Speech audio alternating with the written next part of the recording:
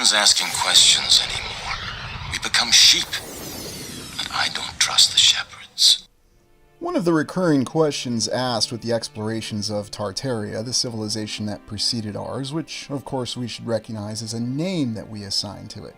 We know that mainstream history tells us that the region on the map where we see the word Tartaria is incorrect. It was actually part of the greater Tartary region.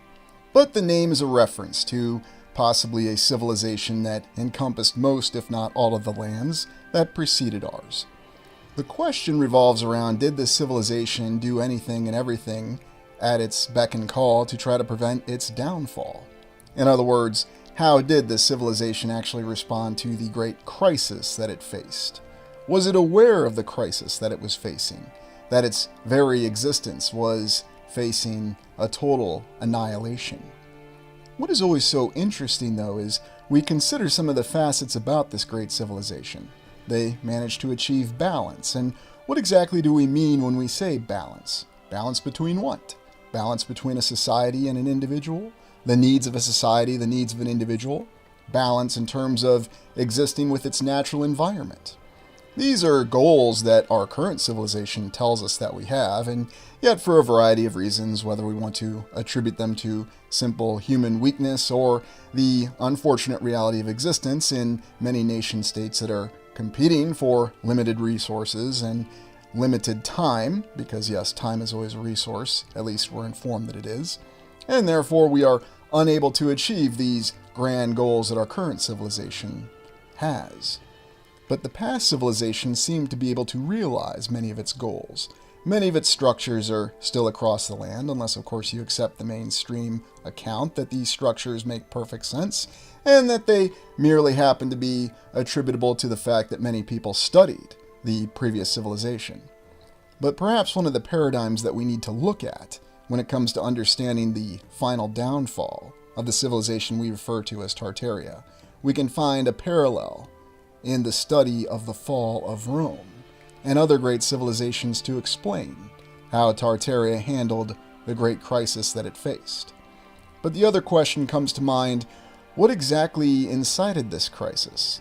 How could a civilization that was so incredible and encompassed most, if not all, the lands and all the people of the land could have ever been threatened by any sort of force?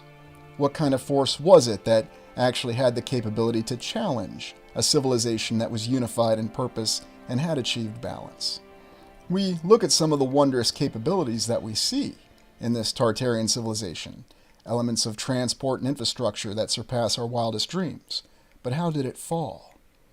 And we find that explanation by examining the ancient enemy, the threat faced by Tartaria. Now, it may simply be a coincidence that we oftentimes see the serpent or the snake that is depicted in original accounts of other civilizations and myths as some sort of adversary. Perhaps it's simply symbolism, because we can certainly find other elements of the serpent that represent some sort of symbolism that is part of knowledge, or the civilization actually advancing. The fact, though, that the serpent appears so frequently and so repetitively in many of our accounts of myth does give us the impression that somehow it represents that threat. Now, it's not to say that all serpents are bad, but we also have the threat of the very corruption of human beings themselves. This is another recurring story theme that we have, whether it's in myth or religious origin stories, or even in some of the stories that we're told are high fantasy, where we have human beings or even other creatures such as elves in J.R.R. Tolkien's Lord of the Rings series that were corrupted by evil forces. Is it possible that human beings are very susceptible to this? Is it possible that in the distant past they somehow managed to access other lands, whether this was accessing them physically or through portals or through some other technology that we can't quite grasp or understand, and as a result of which they managed to allow some sort of malevolent force access to their own land and their own civilization, and this force began to attack that civilization.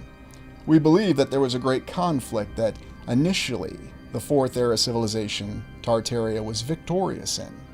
However, this malevolent force did not stop its attempts to overcome the civilization of Tartaria, and simply changed its efforts and its approaches, beginning to corrupt the very individuals that made up the civilization itself, and of course attacking the infrastructure and the institutions which it had built its civilization upon. Think of the very different elements of government suddenly becoming corrupted, perhaps even the great defense forces of the previous civilization actually having their honor codes subverted, finding themselves looking for their own benefit and not the balance of the benefit between the individual and the society. How easy would it be to disrupt that balance? And do we still see remnants of this intervention, this meddling, this corruptive influence that continues to this day? We can find no shortage of images that give us the impression that there is some sort of corrupted influence that continues to attack us on an individual level. And imagine this influence also affecting the entire society, the civilization that preceded ours. These are the kind of questions that we have to ask if we're going to fully understand exactly what happened in the distant past. Why the great civilization of Tartaria, and indeed the civilizations of the previous eras, actually fell. We can always attribute it to a grand reset event, or a hard reset as we like to call it, but yet we have to look into other details, because it seems as though there was much more that went into it. We are talking about the complete and total destruction of the knowledge base and identity of a previous civilization. And I will concede that that's not something that could easily happen. It would take a complete physical and individual destruction of that entire civilization to achieve these ends, to where an entire people would completely forget their past and be completely unaware of it. And even more disturbingly, these people would be malleable to being imprinted with an entirely new identity and a new concept of their past.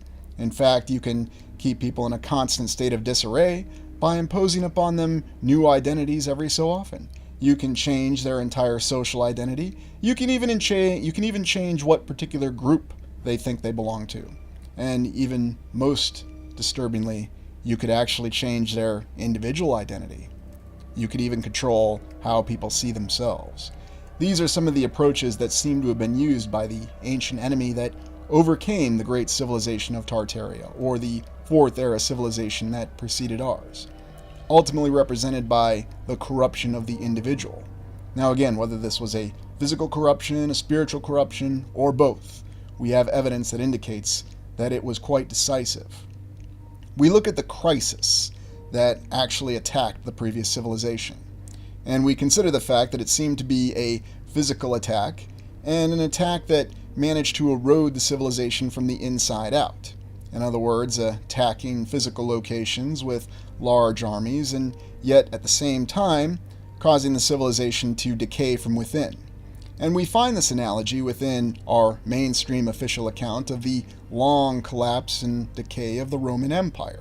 Of course, we look at the history of the Roman Empire itself, and it's quite curious. We're informed that the Roman Empire started off as a kingdom, and then it evolved into a republic, and then depending on one's perspective, it evolved and devolved into an empire, until finally, over enough time, its primary institutions decayed, and it eroded and it collapsed from within, while at the same time being threatened from without by what we're told are forces that were not civilized, or what are generically referred to as barbarian tribes. Now, of course, many people play word games with this, and we try to associate the words to the distant past. We don't know what language this previous civilization actually spoke, and we certainly don't know the extent of the threat that they faced. It is safe to say, though, that we have many internal fears of the destruction of a civilization. We even have other fears that you could almost say are primordial that we can't explain. For example, human beings often have a natural fear of reptiles that many can't explain. Yet there are other fears and elements within our mind that seem to have always been there. Are these instinctive, or have they been emplaced there by some force beyond our understanding? We can find in many of the great reliefs and many of the great accounts of history of how what we're told was the Roman Empire collapsed over time, and it made many great efforts to try to preserve itself. When I was still teaching history, one of the things that interested me about the Roman Empire was a time frame called the Crisis of the 3rd Century. What we're informed is that Rome had found itself under the rule of a succession of emperors that they called barracks emperors. These were emperors that were elevated by the legions, the Roman military, or the Roman army, or the Roman defense force, however you want to refer to it. It all means the same thing. And one of the issues was that these barracks emperors only sought power.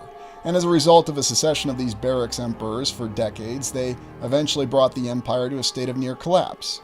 Indeed, by what we think of as the 270s, and remember this is mainstream history, the Roman Empire was on the very verge of total collapse, finding itself being threatened by multiple barbarian hordes and locked in not a typical civil war, but a three-way civil war with three factions. And at the same time, the Roman government was also being overrun by a pretender to the throne. Now, I always asked, how could any institution that had brought about such a decay ever recover from such a thing? And yet mainstream history informs us that Rome did indeed recover from this series of disasters, from these wars and all these threats at the same time. And how exactly did it do it? Well, understanding the response to this crisis may actually be telling us a very different account. Perhaps what we have are the few facts or the few events of reality that managed to reach us about how the previous civilization, the Fourth Era civilization, managed to respond to the crisis. And indeed, anything that we have that's preserved from it is because of this response to the crisis. We have to also look at what sort of factors were facing the people who were constantly in a state of fear, wondering if they were going to live to see the next day. Because if people are in that sort of condition, are they really going to be devoting themselves to carefully recording history? Or are they just going to be more focused on survival? That's always a question that we have, and it's something that we always have in difficulty. We also have to realize that the account of the Roman Empire ultimately never did make a lot of sense, because we're to believe that the very same institutions, the corruption of those institutions, namely the Roman legions, the Roman government, the very concept of an emperor itself, had brought Rome to the brink of total ruin. And yet somehow those same institutions were used to revive the Roman Empire and enable it to last another 150 to 200 years, again, depending on your perspective. Now, is this what really happened? Or is this actually an account of how leaders, particular individuals who were not corrupted in the previous civilization, attempted to save it, attempted to respond to the crisis that had faced Tartaria? Well, I leave it to you. What ultimately makes more sense? It had to have been a civilization that ultimately still had some vitality within its institutions.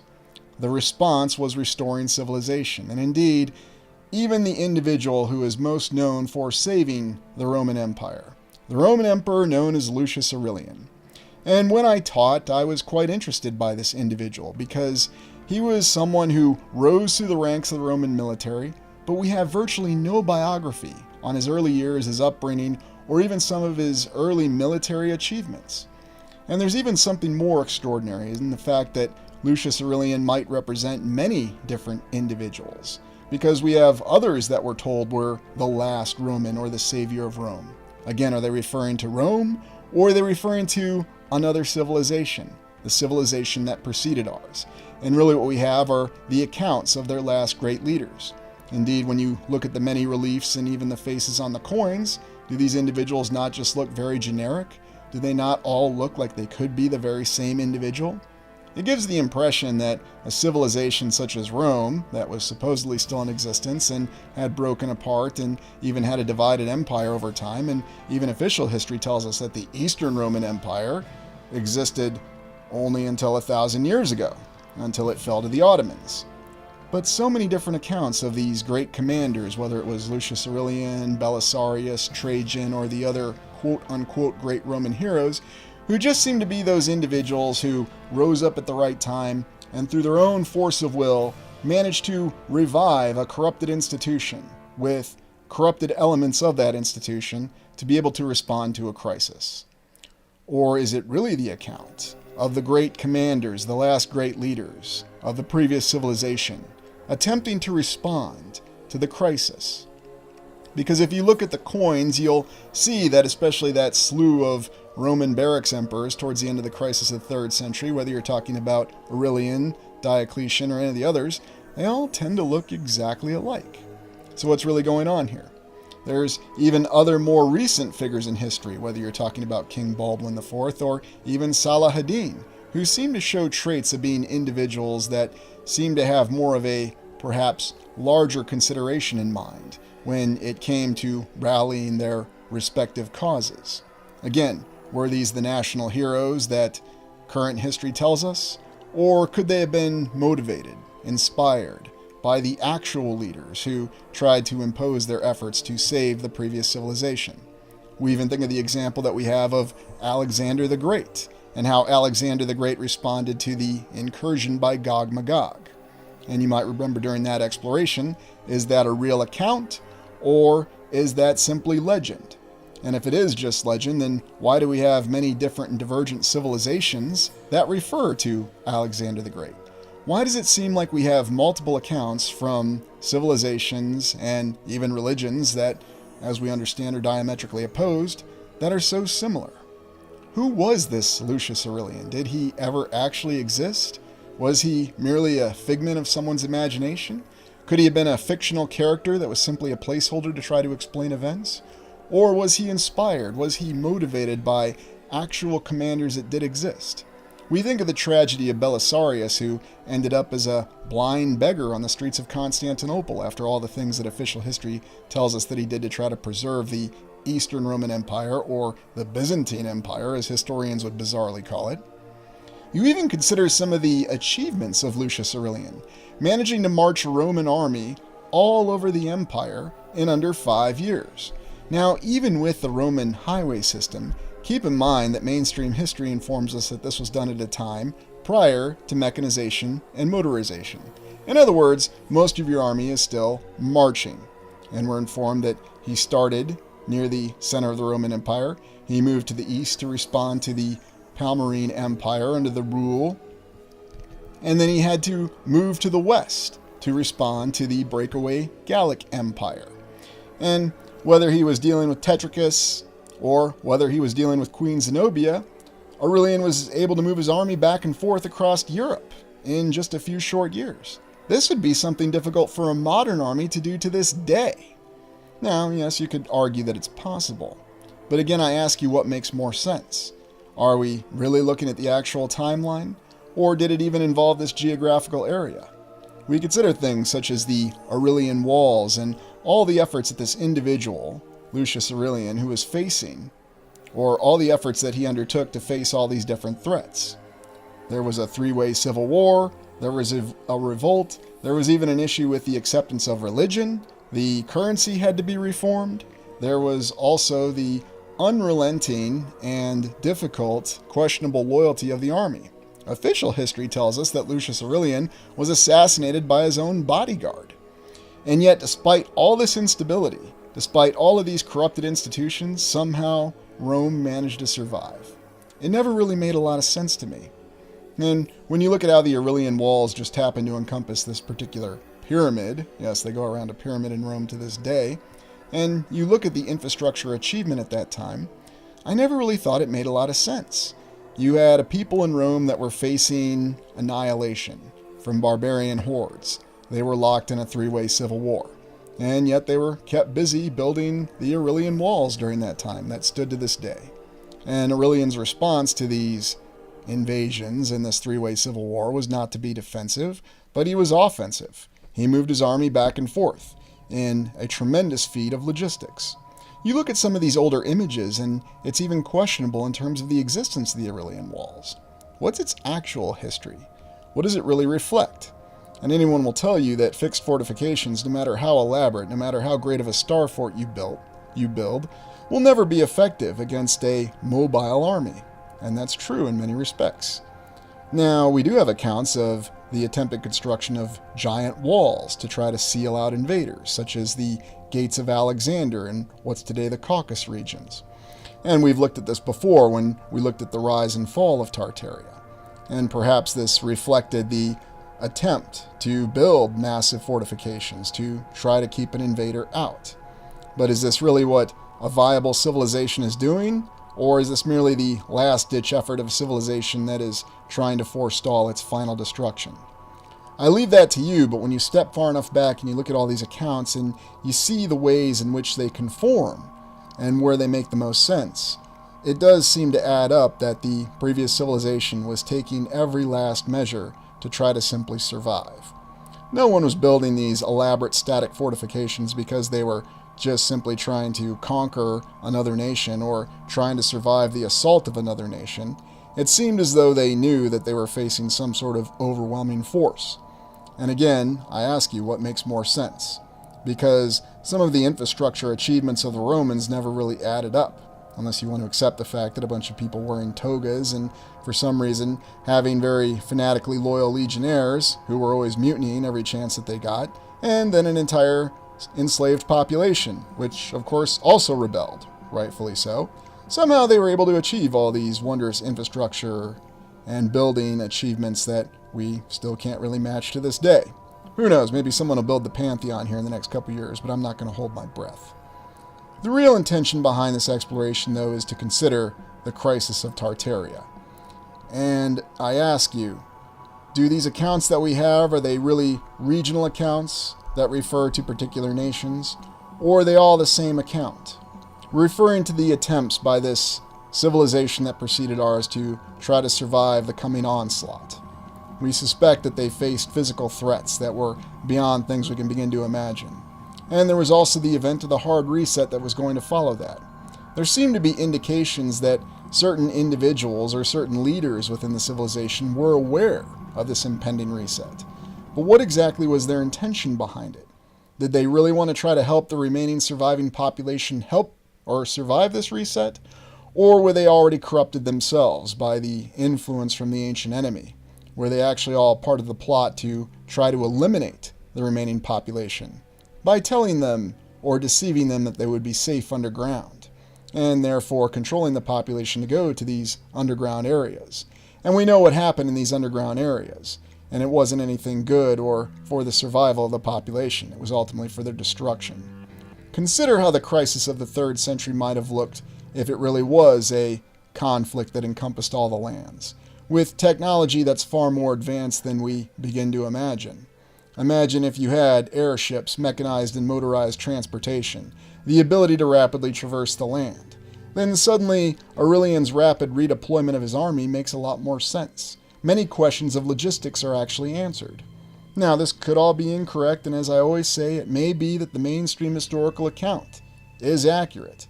But every time we look at it, every time we examine it, and every time we question it, we always have more questions and more inconsistencies than we started with. And yet, when we have other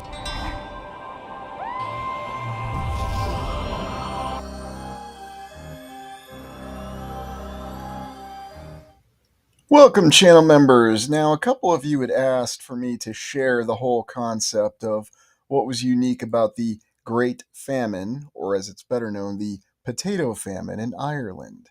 What's the mystery behind it? Now, I was going to share this as a Prime Explorer exploration, but I realized that some of the details in this are rather important, and perhaps it's something that should be shared with all channel members. So for Prime Explorers, you're going to get another little folk tale along the lines of the Dyersville Horror. But moving on with the Great Famine in Ireland, if you're not familiar with it, what the Great Famine was, and yes, I'm pulling from Wikipedia because they've got a decent summary of it, and quite frankly, a lot of these details are not subject for debate.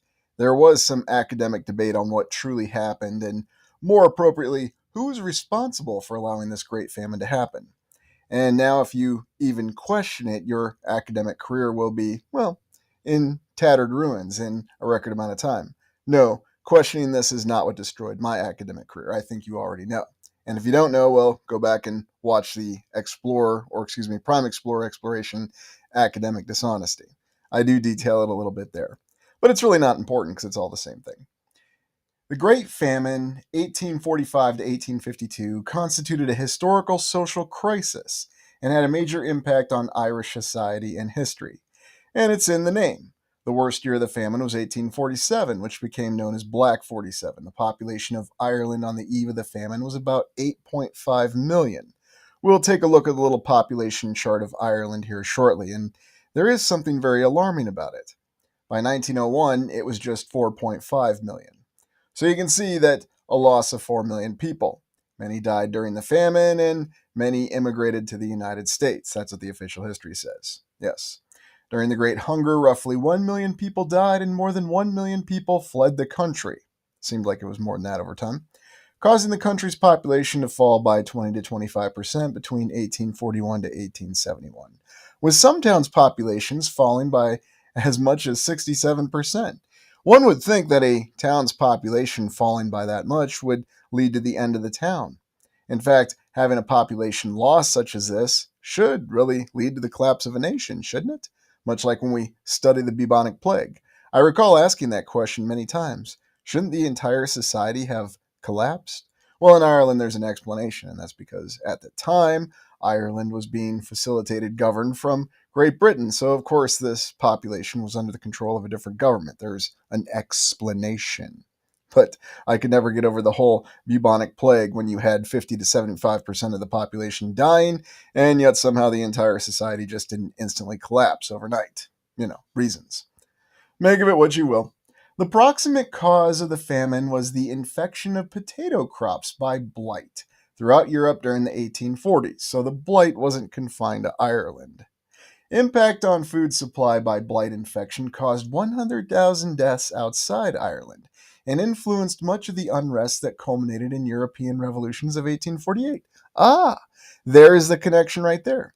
You might recall that's one of our nexus events when we study the reset conflicts. Everything goes back to the revolutions of 1848, almost as though that's some sort of incipient event. I'm not saying it is, it just feels that way. Longer-term reasons for the massive impact of this particular famine induced the system of absentee landlordism and single crop dependence. And if you want to see the effects of that, or rather the historical and movie film entertainment effects of it, then I suggest the film Far and Away with Tom Cruise and Nicole Kidman, provided on whatever your thoughts are with Tom Cruise. Initial limited but constructive government actions to alleviate famine distress were ended by a new Whig administration in London. Hey, wait a minute, I thought Whigs were just in the United States, but I guess they had them in the UK too, which pursued a laissez-faire economic doctrine, but also some in power believed in divine providence, or that the Irish lacked moral character, with aid only resuming to some degree later. Large amounts of food were exported from Ireland during the famine, and the refusal of London to bar such exports, as had been done on previous occasions, was an immediate and continuing source of controversy. So you've got people starving, and yet you're still going to export food from starving people. It makes sense, right? Large amounts of food were exported from Ireland and contributing to anti-British sentiment, and some would argue the anti-British sentiment that continues to this day, and the campaign for independence, which officially Ireland did achieve independence. Or did it? Did it achieve independence in the same way that Scotland achieved independence?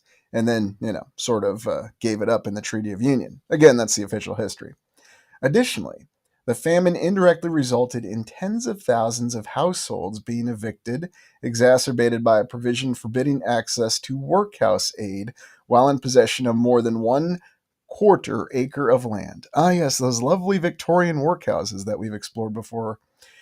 The famine was a defining moment in the history of Ireland, which was part of the United Kingdom of Great Britain and Ireland from 1801 to 1922. The famine and its effects permanently changed the island's demographic, political, and cultural landscape, producing an estimated 2 million refugees and spurring a century-long population decline for both the native Irish and those in the resulting diaspora. How interesting they actually use that word here. That's another one of those words that they don't really like to use. And when I say they, I mean academia or really anybody. It's just not a word that you use. Or if you do, it only refers to one very specific situation, kind of like that G word that we dare not use. Ironically enough, the G word that was only ever successfully carried out against the Gnostics, a name that may not sound like it begins with a G, but actually does. The famine entered folk memory. You don't say. The strained relations between many Irish people and the then ruling British government worsened further because of the famine. I can't imagine why. Heightening ethnic and sectarian tensions and boosting nationalism and republicanism, both in Ireland and among Irish immigrants around the world.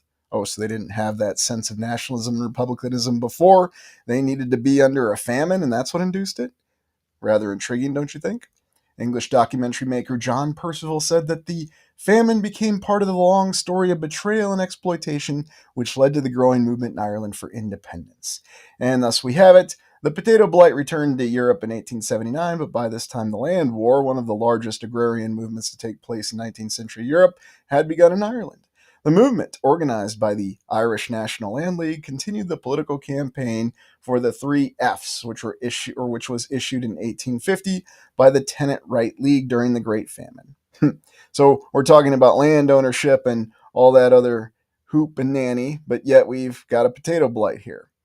And when it returned, the league boycotted notorious landlords. And you can see what a potato looks like that's infected with blight, showing typical rot symptoms.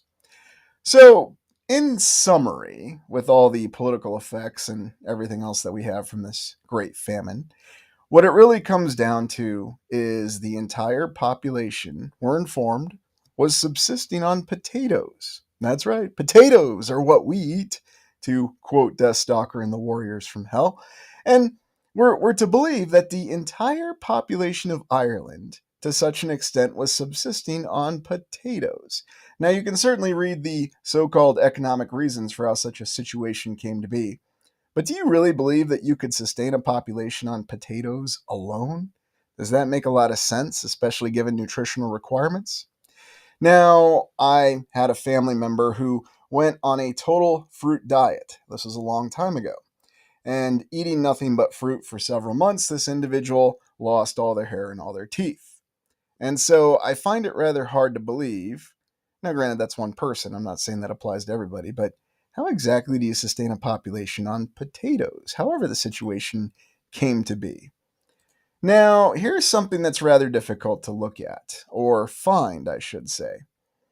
The chart here showing population of Ireland from 1700 to 2000. Now, what you'll see is that in 1700, again, official history, it's just above 2 million. But then suddenly there's this massive increase. And this is the part of the Great Famine or the potato famine that's never ever discussed. And I can't imagine why. It's not even hand waved over, it's never even discussed, not even in historical circles. How exactly did the population of Ireland increase to such extents? I mean, you look at this. This really began around 1775, maybe even as late as 1785. The population doubled 4 million to 8 million. Now, granted, you're only talking about 100% increase there. You're not talking about the incredible 1,000% increase that we saw in the United States from 1800 to 1900. But still, in the same time frame, a massive population increase in Ireland, with a population that was subsisting entirely on potatoes. Yes, that's what the official history says. And then the potato blight hit, and all the other terribleness happened. And the next thing you know, 8 million dwindles down to just above 4 million again. And in fact, the population of Ireland has remained rather stagnant to this day and finally started growing a little bit later. But we certainly don't see this massive increase in population that we see in other places, like the United States, even after 1900. Although, looking at the percentage increase in the United States, it is rather insane when you think about 1,000% population increase. Now, you can find all sorts of interesting mathematical propositions that try to explain this. You can find history that talks about the immigration and the rise of the Irish culture within the United States. You can even read about this suppressed event called the Fenian Raids, where apparently after fighting in the Civil War, and yes, in that less than sufficient Civil War movie, which a lot of people call propaganda, and frankly, I would argue that all Civil War movies are a form of propaganda in a way, but that's just my opinion. You're welcome to disagree with me. Gods and Generals, we actually saw two Irish units on opposite sides of the war fighting each other. Now, is there some sort of truth in that? Why exactly would someone flee a land that has a potato blight to go to a land that's engaged in a civil war? Does that really make a lot of sense to you? Was there really nowhere else that they could go? Or was there nowhere else that they were accepted? I mean, he could have gone down to Italy and signed up with Garibaldi and joined that little struggle. I'm sure they would have welcomed the extra manpower. But I'm just speculating here because remember, these events didn't happen in isolation. There were all these other crazy world events that were going on. but it's another one of those rather strange accounts of the 1800s. Now, I'm going to cut right to the chase here. What do I think is really going on? What you have here is evidence that someone is telling us that the population did increase, but then it quickly decreased. Now, of course, the modern take on this is that the government was not responsible. They could have responded perhaps a little bit more forcefully. They could have provided more aid. Perhaps they shouldn't have had exports going from an island that was starving. I don't know. But ultimately, it was not an intentional effort to kill the people of Ireland. And by the way, you can look up the numerous famines that were in India all the way from 1700 and the one in World War II that really doesn't ever get talked about for reasons unknown. Well, we know why. And so you can see, oddly enough, in these areas that were facilitated by this same government, they had a problem with famines, but none of them were their fault. Thus is the official conclusion. But what you really have in this hint, though, is why? Why is it that the population rose? Because they developed modern agriculture? That's what the official history will tell us. They improved fertilizers. And suddenly, when you have more food, the population just magically increases. You know, sort of like you're playing one of those 4X video games. The next thing you know, kaboom, your population increases because you produce more food. Although there's an argument that some, and sociologists, I recall suggesting this when I was a teacher, they said that if you had more food and a more comfortable standard of living, that your population increase was less. Some argue that in places in what we call the third world today, now we can debate which nations we classify as third world, I'm not going to get into that, but that their population grows much faster because of the conditions that they're in, because they're, expecting a lower life. it's and I don't mean to laugh about it and dismiss it, but it's intriguing that they want to say that one thing is true. Well, if you have more food, that means your population is going to grow. But then here's evidence that if you have more food, your population is not going to grow. But if you have less food, your population is going to grow. So which is it? It's really strange. It's one of those concepts where you get the idea that it's the perception of population that's what really matters. Now, I'm going to jump forward here a little bit. There was a 1990, I think it was early 90s film called Hardware. Now, this was not a high budget film. This was a very low budget film, but this was in the era of the heyday of the VCR, the VHS specifically, and it was when a young Lucius Aurelian was working in the video store, and this film had a rather interesting poster in it, and it features a post-apocalyptic wasteland, a civilization that's on decline. People are dying from radiation and toxic fumes in the air. But yet, the point of the plot is the government wants to make a robot that's going to impose population control by killing people. A robot which is called Mark 13. The passage from the Bible where it says, "No flesh shall be spared." Now, I didn't title the video that because we know what would happen if I did. Anyways, none shall be spared. And even though the population is already limited, people are already dying, the government wants to unleash these robots. And spoiler, at the end of the film, there's an announcement that they're going to start mass producing these robots to kill people. It's a very interesting and moody film, and it's amazing to me what they used to be able to do with low production values and yet a little bit of creativity and some good performances. And when you watch this film, it really does feel like you're in some kind of horrific post-apocalyptic wasteland. And yes, you'll see some familiar performers in it, including the guy who flew an X-Wing in the original Star Wars. He makes a cameo appearance, and I'll just say it, he's a bit of a pervert in the film, and he meets with quite an untimely demise. Surprise, surprise. But the interesting thing about this film is, despite being a very low-budget post-apocalyptic sci-fi film from the early 90s, is that it conveys this sense of dread, and yet it conveys this rather strange approach from the government to want to impose population control on what we know and see to be a population that's frankly already on the decline. Who's even survived this nuclear war that seems to have occurred? And there are statements that there's radiation. There are statements that there are still people that are being born, but they're being born in the same way. If you watch that lovely Threads movie from 1984, by the way, there's a follow-up exploration coming on that one. Just wait till you get that one. That's a good one. That your child is going to be born deformed. It's going to be horrifying. And so it's just better to engage in a sterilization program. Yes, that's in the dialogue. Now, while this film may not explicitly show that, the fact that it refers to that and gives you the idea that there really are in this terrifying wasteland, that their existence is horrible. And yet, with a population on decline, with people dying, the government's answer is to send out this robot that's just going to kill people. Ah, yes, my favorite little screenshot there of art. It's a rather trippy scene in the movie, too. See, apparently the robot injects you with toxins that cause you to hallucinate before it kills you. So I'll admit, it's a bit of a trippy movie. I'm not going to say it's a great movie, but was it a good movie at the time and was it entertaining? Yes. And were the ideas very intriguing and horrifying? Absolutely. And I got to admit, I miss the time when, and I've lamented on this many times, when science fiction was used as a bit of a warning and not just always as, some sort of optimistic view of the future. Don't get me wrong, I appreciate the optimistic view of the future, but I liked it when we had both. I mean, now it just seems like everything is so watered down, and let's be honest, it is, because as I said in earlier explorations, it's derivative. Anyway, you can watch this film if you're so inclined. It's readily available, or you can read the synopsis of the plot and really get an idea to the things that they're hinting towards and what it's really about. Now, how does this relate to the potato famine? Well, it seems as though there is some sort of government response, but the government's not really responsible for what happens. Oh, there was nuclear war, everything fell apart, and people are dying. The government's not really responsible for it. Oh, but we have overpopulation, even though people are dying and people are deformed. So we're going to create a killing machine. And the killing machine is, well, it's self-aware to an extent. It's certainly more advanced than what we call AI now, and it can build itself from parts. Now, one other reference that I'll give you before closing this exploration, there is a very little known film that was very, very poorly funded. In fact, it probably had 1/10 the budget of hardware. I don't know, I'm just shooting from the hip. It looked like it.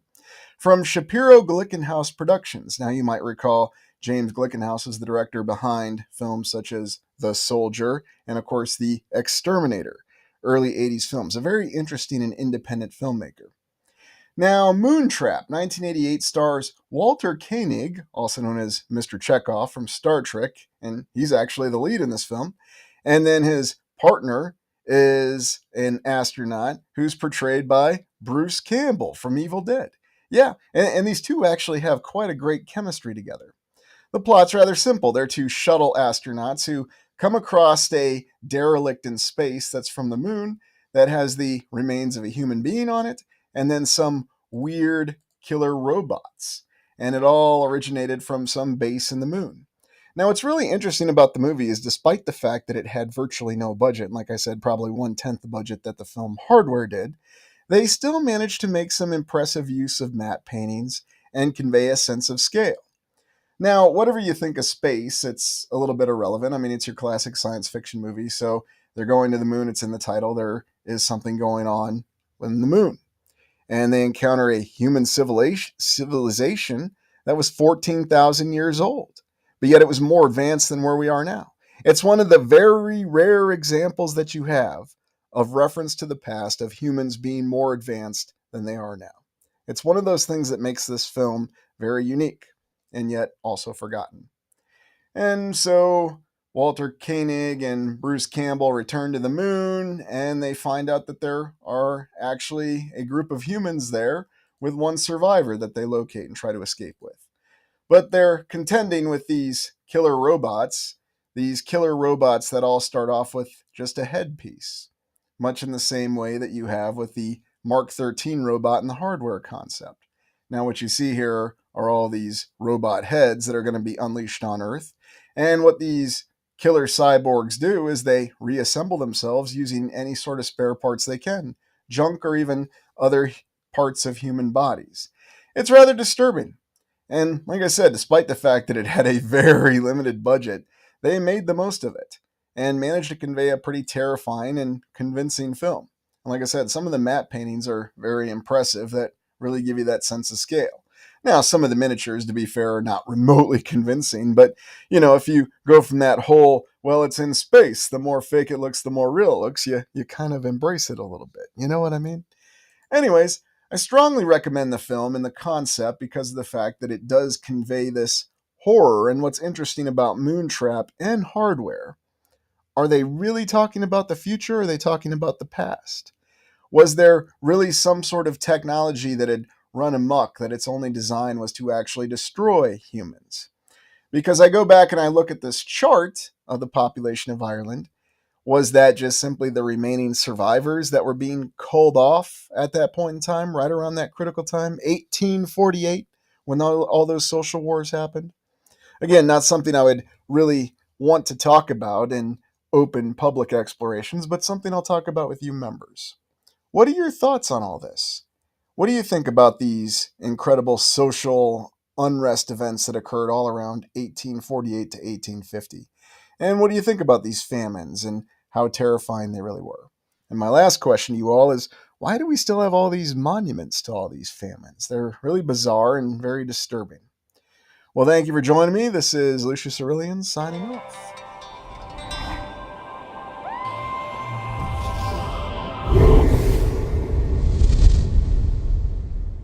The impressive fortifications that you'll see across Europe and the entire land of wondrous castles that have polygon construction were informed by the mainstream that the explanation for these elaborate, geometrically precise constructions came from the advent of gunpowder, or at least the adoption of gunpowder for use in medieval battles. As a result, Europe needed to prepare their castles and fortifications to resist these wondrous weapons, these immense cannons. And that's how the mainstream explains these elaborate structures, these fortifications that they call bastion forts, and that we also call star forts. Guards! Knights! Squires! Prepare for battle! Today we explore star forts, cities, and more, and as we look at one of the many maps that we have that plot the various locations of all the star fort fortifications, or bastion forts, or geometrically precise foundation structures, we have many different names, we notice that they're across all the major continents, North, South America, especially in Europe, Africa, Asia, and yet we notice that there are virtually none in Australia. We do have a few in New Zealand, although these are listed as redoubts and tend to appear more as some sort of dug-up earthenworks, or at least that's what they would have called them back in the time. What's the explanation for having all these star forts in Europe? Well, the explanation is this is where people had to defend from the medieval use of cannons, because apparently gunpowder was not invented in China. And you'll see every variety of star fort when you look at the map. Some are very small fortifications that don't appear to take up much space, and yet you have others that are almost half a mile in diameter, some even larger, some even smaller. What's the real story behind these star forts? Are we to accept that this is simply a period of Renaissance engineering to respond to the use of cannons? We see so many different details when we examine star forts, in addition to their geometrically precise foundations. We can also note many examples where we actually have cities and towns that were built on top of the foundation of a star fort, such as the famous example in Italy, where you'll find the remnants of many star forts, and here you might see an eroded bastion fort, as they would call it. And yet in other places that you look, you'll see the very dramatic example, such as with Palma Nova in Italy, of an incredible star fort that is an entire town or city. We'll be informed by the mainstream that this was the final development of the fortified Renaissance town. Let's look at some aerial imagery of star forts and see what we can really ascertain by doing a proper analysis. And what will be informed is that the entire reason for this construction is to provide what is called enfilading fire with cannons. In other words, the reason that you have these very geometrically precise foundation structures that tend to integrate well with water is the water provides a natural obstacle, and you can employ your cannons on either side of these protrusions out of the star fort, and therefore you can achieve enfilading fire. Apparently in this particular case, as the enemy is trying to assault your city in canoes. That's what the mainstream will tell us. And yet, when you examine enough of these star forts and you see the vast disparity between the smaller star forts and the larger ones, you can get an idea that this explanation of fortifications seems, well, not exactly something that we can just easily accept at first value. Perhaps the main reason being is that there always seems to be effort in which the way that these star forts are constructed, that they integrate wonderfully with the natural environment.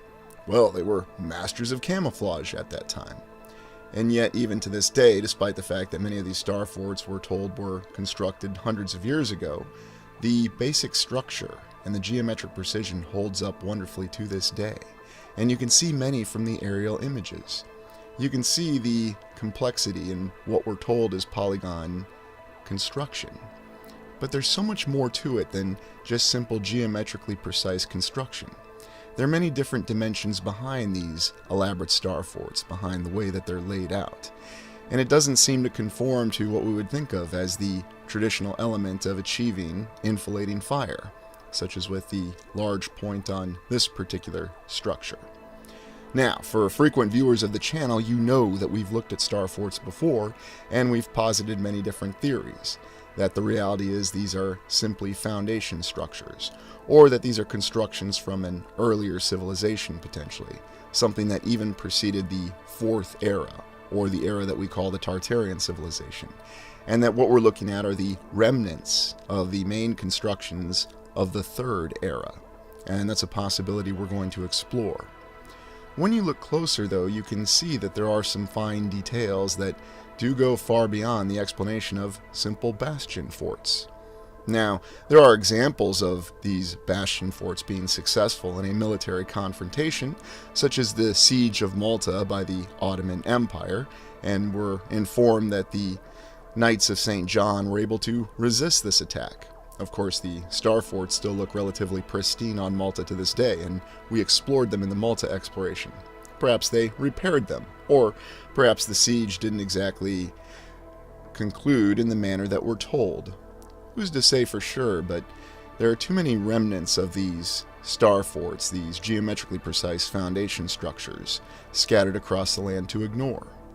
And as we've said, they vary immensely in size and design, and yet at the same time they do contain a design element that seems to be similar.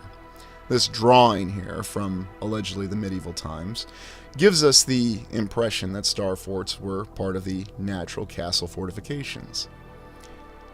And you have to imagine what kind of effort went into constructing these. Regardless of logistical limitations, we're always informed that in Europe they had the wonderful resource of time.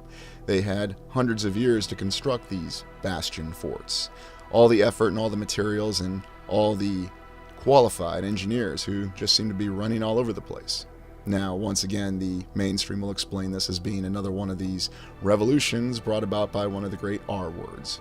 Whether it was an industrial revolution, a renaissance, a rebirth, or a renewal, somehow, some way, they managed to adapt to the advent of cannons and gunpowder. And so they constructed many different variations of these bastion forts. They managed to prepare their defenses, they managed to build entire cities on top of them, and this is one of the greatest achievements of the Renaissance. But let's step back and consider, what if this is not exactly what we're told that it is? What if there's a more complicated dimension behind the application and use of some of these structures? And really, that's probably the most effective term that we can call them, because they are always structures and they do have a lot of geometric precision to them. Why exactly do you need total geometric precision in order to emplace your cannons or to achieve enfilading fire? You really don't need that. You just simply need to turn the direction of your cannons, at least if they operate in the manner that we were informed that they operated in.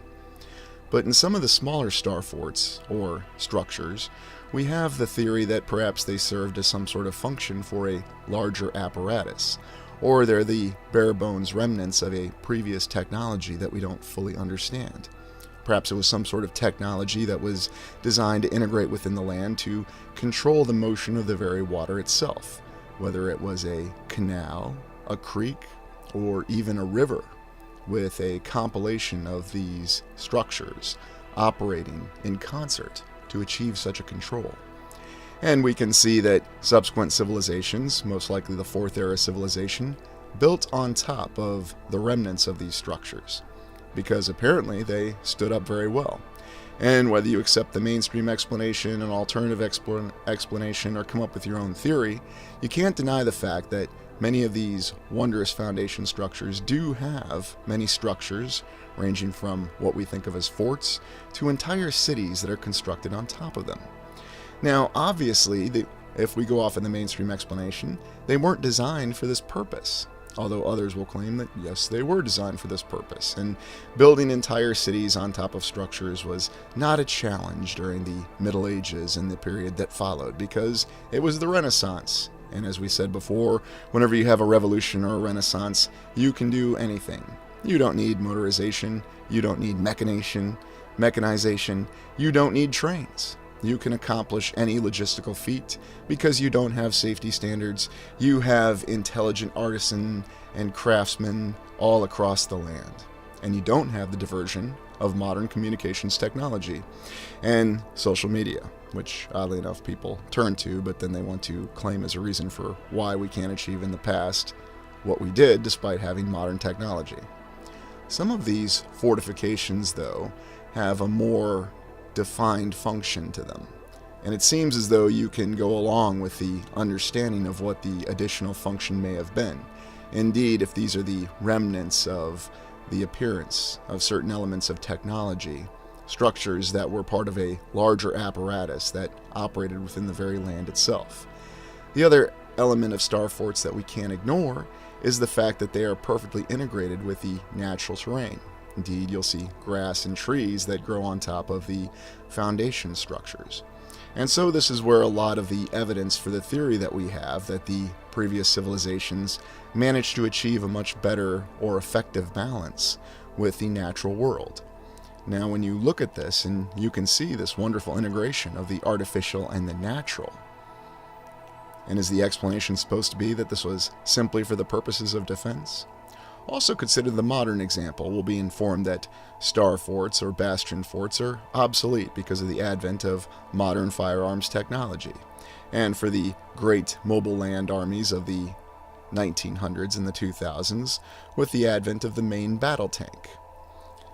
Yet, looking at some of the other star forts, and you have to ask, could a modern army or a modern nation construct anything like this? Could it construct one of the smaller star forts if it were so inclined? And could it do so in a reasonable amount of time? Now, of course, we're informed that in the Middle Ages or right after the Renaissance period, they spent decades constructing some of these star forts. They even built one in Japan right during the Meiji Restoration, because apparently everything European was cool to Japan at that time frame. A Japan which had been isolated for over 200 years, at least according to the mainstream account, and they needed to have their own particular bastion fort or star fort. You look at some of these, though, and you can't help but be impressed by the intense application of geometric precision. How could anyone simply accept the fact that something like this was done just for the purpose of defense? And while we do have a few examples within the historical account, if we can take it at face value, of star forts being effective as defensive fortifications, we have many other accounts in which they were completely and totally ineffective, such as many of the great battles of the United States Civil War. We even have the example in the Battle of Mobile Bay, where star forts were completely ineffective in resisting the attack of the Union Navy. And many of these star forts have other structures around them which have additional questions. And we think of some of the larger city star forts, or star cities. There's many different names you could call these, and I have to admit star forts or star cities or even geometrically precise foundation structures sounds a little bit more appealing than simply calling them polygon forts or polygon constructions. But I suppose that would be technically accurate. We look at the older renderings or drawings of what these alleged fortifications or cities looked like in their origin, and oftentimes we see a tower at the very middle. And the explanation for that will no doubt be because they were supposed to fall back through each successive ring of this very complex geometric structure and make their last stand at the tower. And yet when you look at the way that all of these star forts integrate within the terrain, you can see that there tends to be the construction that defies the explanation that they were solely for military means. And while we can certainly attribute the defensive purposes of some of these star forts, we tend to see more complex constructions, all of course which endure to this very day, which give the hint of a civilization that valued geometric precision, and above that, valued integrating the artificial and the natural within all their constructions, whether they were building cities or technology that had some other application. Indeed, you'll see many examples of the star fort pattern, or the geometric pattern around the cities themselves, and then you'll see the more defined fortification that is constructed in conjunction with it. So what exactly does this all allude to when you look at some of this? And you'll find these bastion forts or these star forts in the most remote places, of course, which we can just turn our heads down and accept the fact that they could achieve anything logistically in the distant past. Again, you didn't need motorization, you didn't need any sort of ability to move heavy materials because people worked.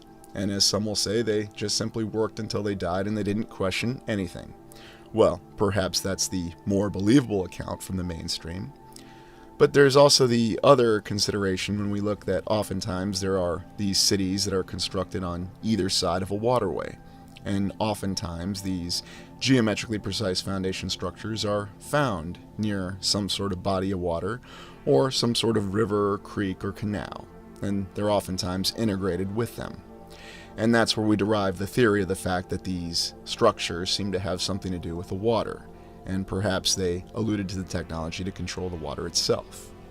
And now let's look at the Star City foundations. For frequent viewers of the channel, we've looked at many different cities that have that baseline map that show that they were elaborate star cities, or whatever name you wish to refer to them as, the cities that had these elaborate fortifications constructed all the way around them. And whether we're looking at Berlin or Prague or the other great cities of Europe, and it's not just in Europe, you'll find it in North America, South America, and other locations where you have entire cities that had these star fort constructions around them. Now granted, we're just looking at the maps that show us the very origin of these cities. And yet, we can see very complex arrangements of these structures around these cities. These cities appear to have been built on top of them, and yet, at the same time, these great cities, we're also told, were founded prior to the advent of this technology of the bastion fort, such as Frankfurt.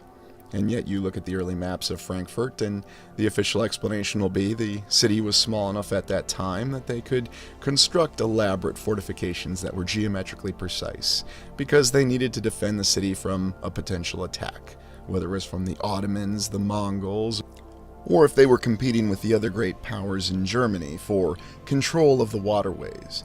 Perhaps we can accept that explanation at face value. But where did they get the capability to do this? How is it that they had the knowledge of engineering to quickly pass across all the areas? We also look at the example of New Orleans, where we see another star city formation. And that's how the city started. Even to this day in New Orleans, you'll find the remnants, though, of a couple star forts, whether it's Fort Pike or Fort Macomb, and whether they've been closed for years, there seems to be a desire to keep people from looking closely at some of these structures. Of course, if you go to St. Augustine, Florida to this day, you can get closer to the remaining star fort, but we forget that the original maps display that there was actually a total foundation structure that went around the original settlement. At least that's what we'll be told when the Spanish were settling the area. And yet there's other examples of these star fortifications that surround even Moscow, because apparently the citadel of the Kremlin was not enough fortification. They needed to establish an entire star fort around it. And so when you look at these various maps and you see that the way that these cities were displayed or drawn at the time, it gives you the impression that a lot of this foundation was already there, and that the city was simply constructed on top of it.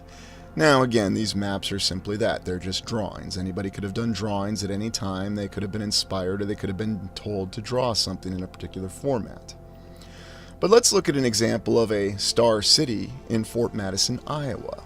Now, a lot of people wouldn't think that Fort Madison, Iowa is actually a star city, because when you look at the old bird's eye view of Fort Madison, Iowa, you'll see that it doesn't have the traditional patterns. Fort Madison is very interesting, though, because this was the first recognized settlement. Fort Madison is off the Mississippi, and it's the oldest settlement within Iowa. Indeed, it was settled before the War of 1812 and was lost. And when we look at the bird's eye view, we notice this very large and impressive structure. We'll be told that the structure in front of this clear fortification is a hotel. But we can see there seems to be a lot more to it, especially with the smokestacks and the built-up towers. So is this some sort of fort or fortification?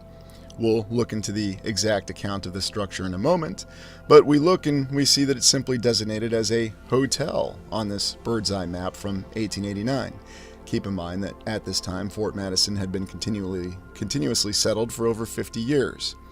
And it's very odd that such a wonderful structure would be completed. Well, what we're looking at is actually the Iowa State Penitentiary, which was constructed in 1839. Very, very shortly after Iowa had become a territory, and 7 years before Iowa would become a state. So the mainstream informs us that as they were settling the area, when the populations of St. Louis and Chicago were negligible, not exceeding 16,000 or 12,000 if you accept the numbers, in Iowa, in the middle of an unorganized territory, they decided to build a very elaborate and impressive prison in 1839. And indeed, when you look at descriptions of this particular prison, you'll find that they call it a fortification. Now, how does this tie back into our exploration of star forts? This gives the numerous indications, and you'll find these hints that Fort Madison, the settlement or the eventual city in Iowa, was originally a star city, and that this is the remnants of it. And when you look at some of the material that this impressive prison was constructed out of, and it should be noted that this is still standing to this day, you'll see those signs of very advanced construction that were achieved in 1839. That settlers who apparently had nothing but time on their hands, who were trying to tame an area and civilize it, decided to build this particular structure. Now, there's no account of this being used as some sort of elaborate fortification, and even though Fort Madison fell to the forces of the British and the Native Americans that were fighting against the United States quite easily, I might add, at least that's what the official account says, there's no account of this subsequent fortification being used as a fortification. We're informed that it was always used as a prison. And yet we might recall the other explorations that we did in Iowa where they informed us that they used this thing called Anamosa limestone. And yet some of these structures don't look anything like Anamosa limestone. Perhaps you could believe that some of this was constructed by hand at that time frame, or maybe there's another explanation that this structure is far older than we're led to believe, and that there's the sign of erosion due to the fact that it is far older than we could possibly imagine. Could it be possible that this structure, this area that we think of as a state penitentiary to this day, is potentially another sort of reset compound from the past? We look at the Anamosa prison, and this is in Anamosa, Iowa, where we have that Anamosa limestone. That's exactly what they call it. But it should be noted that Stone City, where Iowa quarried this very impressive limestone, was not even settled until 1850. And yet you can find similar examples of the stonework with the towers on the prison in Fort Madison, despite the fact that it was constructed 10 to 15 years before Stone City was even settled. So once again, conflicting accounts, or you can just accept the fact that they just brought in this stone and they decided to construct this structure because there was no real reason to do so. You need to have a prison as you're settling the land because that's the most important thing to have. And indeed, when you look at many of the photos of the Midwestern cities, the earliest photos, they always have a prison. Yet you can also still see the same signs of advanced construction within this penitentiary. And if you have the means, I recommend visiting to this day and assessing the construction material for yourself. You won't be disappointed. So, were these star forts remnants of the Third Era civilization? Most of our explorations center around exploring the Fourth Era because we have the most remaining evidence from it. And of course, we're operating in the contemporary era, the Fifth Era, and we don't exactly know for sure how long ago these structures were constructed.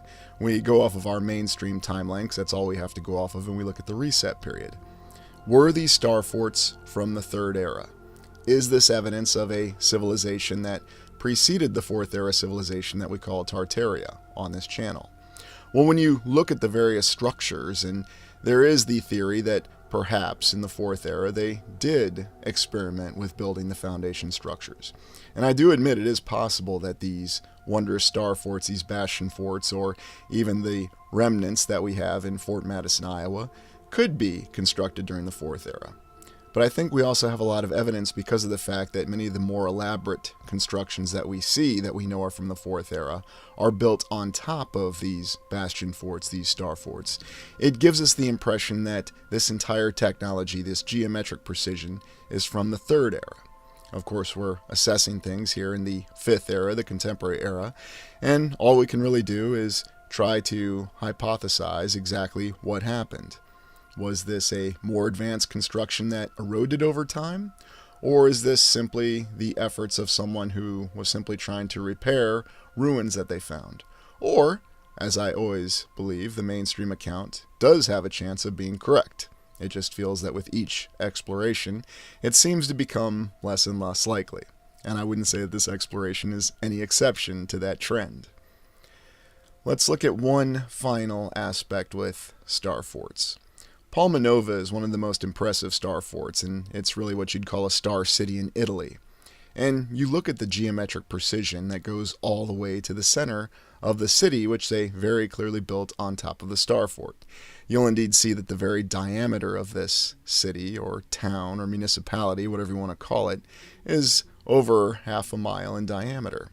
You can also find signs, though, of advanced construction when you look at it from the ground.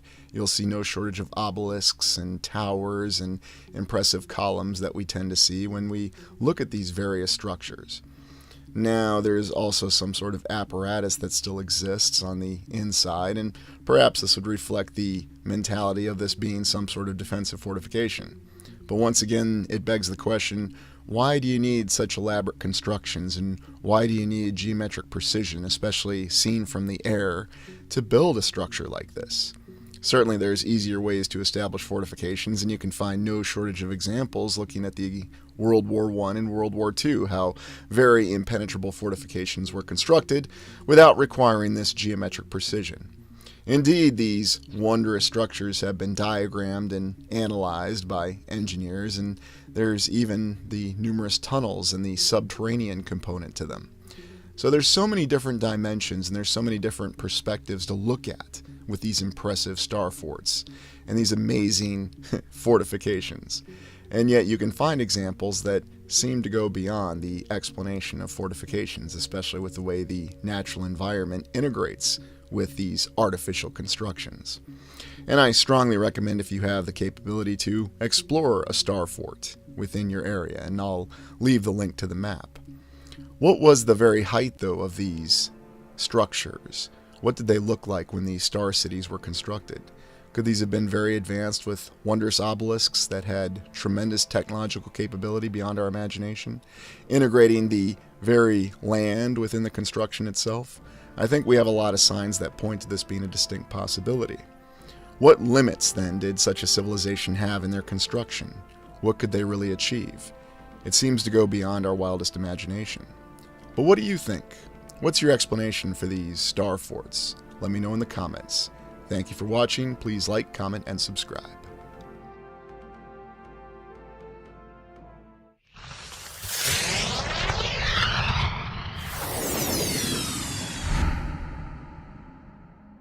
Welcome to the Restudo Orbis channel, and today we're going to tackle that mystery of the origin of life. Where did we as human beings come from?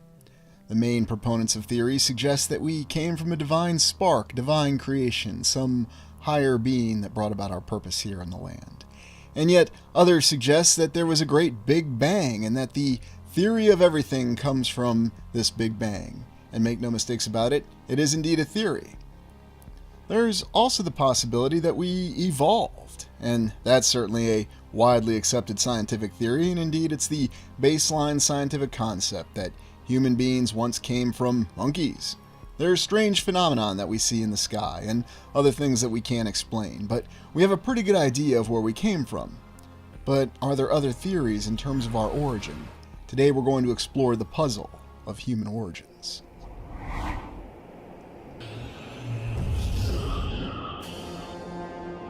We look at the first origin theory, a little pond of goo. And it should be noted that this is the primary theory of the scientific community, the mainstream theory, that human beings came from monkeys. Or as Q said in Star Trek The Next Generation, it all begins right here in a little puddle of goo. Yes, everything that we think of, everything that we know, all creation started as a little puddle of goo. But what's the summary of the story? Well, it all begins with the Big Bang. The primary scientific theory says that everything started with a massive explosion. All matter and the entire existence of the universe, the galaxies, the great incredible wall clouds, and all the other megastructures that we have, all the way down to the smallest particles, started with a Big Bang. And it's quite frankly that simple. And never mind the rapid expansion beyond the concept of the speed of light, you have other explanations, such as dark energy and dark matter. And from that, we had planets that randomly coalesced and formed, and there you have it. That's how existence started.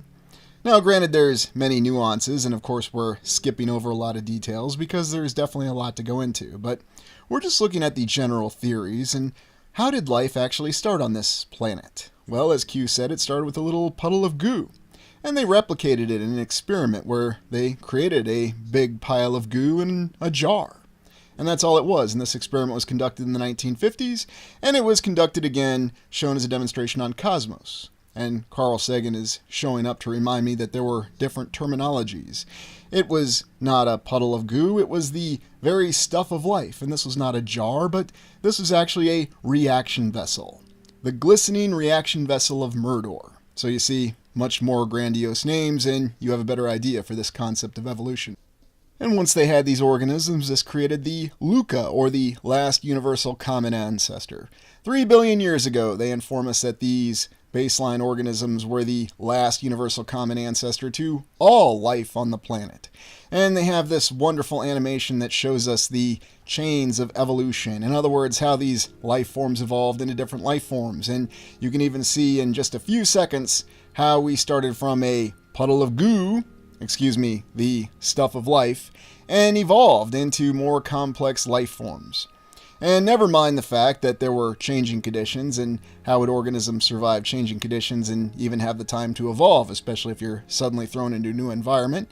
But if you don't ask those questions, it makes perfect sense and it's very compelling and looks very dramatic, especially when you throw in some Vangelis music or some Beethoven. And there you have how humans came about from Neanderthals to common humans. Cosmos, the series hosted by Carl Sagan, was quite proficient at showing wonderful art and cutting edge, at least for the time, special effects to really tell us the story, the theory, although Carl Sagan refers to it as a fact, of evolution. And indeed, we even think of the last ancestor to humans, the Neanderthal. And there are accounts that the Neanderthals existed at the same time as the so-called modern humans. Very interesting if it's evolution, but is it saying that there are certain branches that didn't evolve at the same time? And like I said, if you really start to critically examine evolution, there become a lot of difficulties in actually corroborating it. Namely due to the fact that we didn't actually exist at that time and there are no written records. But regardless, we have science and we can actually analyze DNA, and now the theory of evolution has evolved itself into the modern theory of evolution, which goes off of the concept of the last common ancestor, or the last universal common ancestor, by examining the DNA. And of course, you can look at the concept of Neanderthals, and you have to ask that question. That question being, why are there actual accounts of Neanderthals existing at the same time as modern human beings, if they are actually an evolutionary ancestor? It's really interesting, and you also look at how we did evolve, going from Neanderthals, or earlier human beings, and then gradually worked our way and evolved into more modern human beings. Or as we said earlier on the channel, how early human beings, Neanderthals, evolved into more modern human beings and outlaw motorcycle club members. Now, while that may seem like a little bit of a joke, it's really not, because that's actually what the official theory of science tells us, is that these individuals were descended from earlier primates. I'm descended from a primate, and all of you listening are descended from primates. Now again, I'm not telling you that's my belief, and I'm not telling you that's what you should believe, but that's what the primary scientific theory is, and that's what we're sharing right now. And regardless of all the problematic aspects to it and the details that, again, as long as you apply no critical thinking and you just enjoy the animation that we looked at earlier and you appreciate the ambiance of the music, it is very dramatic and compelling. All from the works of this particular individual, Mr. Charles Darwin. And here Charles Darwin pictured from the 1850s. Yes, another individual from the 1800s who came up with the baseline theory, the concept of which all science is derived from to this day. Very interesting shirt that he's wearing there. It's not exactly a pattern I thought may have been available in the 1800s. It's rather intriguing and almost hypnotic in a way. In any event, Mr. Darwin came up with these baseline theories, and as I said earlier, these evolved into the theories of our current modern evolution, all based on a last universal common ancestor on DNA. So all life forms based on the observations of Charles Darwin, and don't bother looking up his background because he is stated to have actually gone around and looked at things. Going back to that discrepancy, though, with Neanderthals appearing at the same time as modern humans, there is actually an account of this, and it's a story from a book that was actually taken from a real historical account. And in that account, there was an Arab individual who traveled north and linked up with some Vikings at the time, and actually helped them fend off a threat from creatures or strange beings called Wendell. And you can actually read this. The novel is called Eaters of the Dead by Michael Crichton that relays this account. Now, what's actually the historicity of this account? Well, it's debatable, but if there is any historicity in this account, what were these Wendell? Well, some have suggested that the Wendell themselves may have been remnants of the Neanderthals. Now, is that really supporting the theory of evolution, or is that indicating that something else may have happened? And I can certainly recommend the novel, The Eaters of the Dead by Michael Crichton, although he does have other works that are perhaps a little bit more impactful and a little bit more well-known. They did adapt it into a film in the 1990s called The 13th Warrior, although it had production problems and there are other issues with it, so I can't say that I can recommend the film, but if you want to give it a try, be my guest. Michael Crichton also wrote the other novel, State of Fear. And I'm certainly not going to tell you any of the details about this novel, but if you want to get an idea of the mindset of Michael Crichton, then this is also a novel that you can read. And you can certainly look up some of the reviews and the current opinions on it. But going back to the whole concept of evolution in the scientific theory, just think about that. All the things that we have across the land. All from a big bang, all from a lot of seemingly random things happening. Many things defying the odds. And there was a time in the past, probably about the 1980s and the 1990s, there were some individuals that actually managed to embrace the concept of evolution and even the creation of the universe by saying that there was a divine inspiration in it, given the fact that it defied odds. But we really have to ask the question with all these wondrous structures and the very origin of human beings that we look at.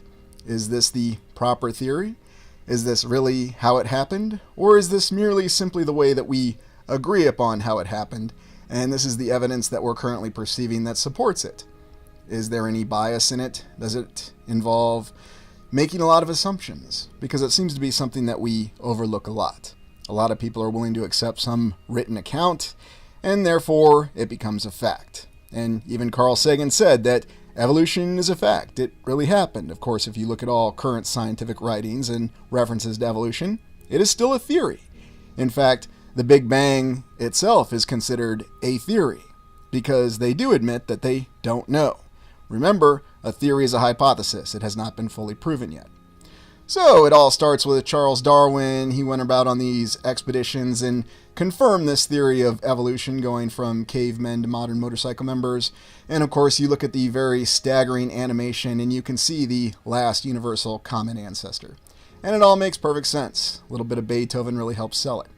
And so you begin with your reaction vessel, your glistening reaction vessel of Murdor, and you have the theory of evolution. I mean, just think, you can touch two wires together, and who knows what incredible life forms you might come up with on a long enough time span.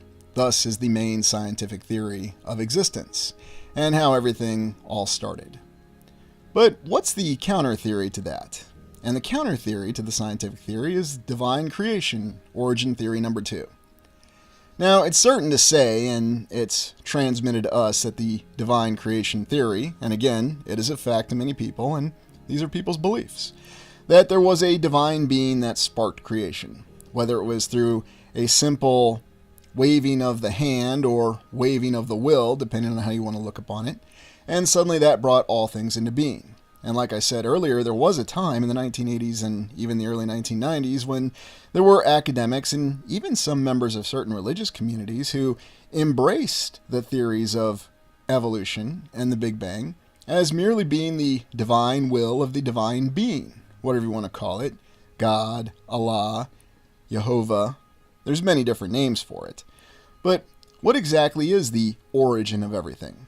And the fact that there was a divine creator who was behind it, there was some sort of incredible creation that happened with the will. And this is what we see in the land, and it's reflected in everything, whether it's the structures, the life forms, and the very complex and intricate designs. And it's very easy to understand why this could be accepted as a belief. Now, interestingly enough, as we seem to have in the 21st century, there is really no middle ground anymore. The people who actually embrace this, that there was divine creation and yet evolution and the Big Bang Theory still happened, don't really seem to exist anymore. And if they do, it's certainly theories that they seem to keep to themselves, because if there's one thing, you're always supposed to have either one side of an opinion or the other. There is no middle ground. Of course, on this channel, we're going to look at another origin theory, because that's what we do on this channel. But I wanted to give the due process to the two primary and opposing theories that we have in the land of this day. Divine creation, or the scientific theory of the Big Bang and evolution. But is there something more behind all of this? Do we really see something that is divinely inspired when we look at our architecture and we look at some of the grand designs, not just within what we're informed are artificial creations, but also in the natural creations? And are life forms a natural creation, or are they an artificial creation? And that's where we start to go into the third theory. Now, some of the viewers might be wondering why I'm not devoting as much time to the creation theory. And the main reason being is that the creation theory, or the creation fact, depending on your perspective, it's a lot more straightforward, and it requires far less nuance to explain and grasp, unlike the scientific theory, in which case we could probably spend days or weeks going through every single nuance in terms of how things came to be. I'm also quite intrigued at the fact that when we examine architecture, virtually all of our science centers have the postmodern architecture format to them. I'm sure that's just another coincidence, but it's just an interesting observation. I'm not suggesting anything by it, just simply noticing it.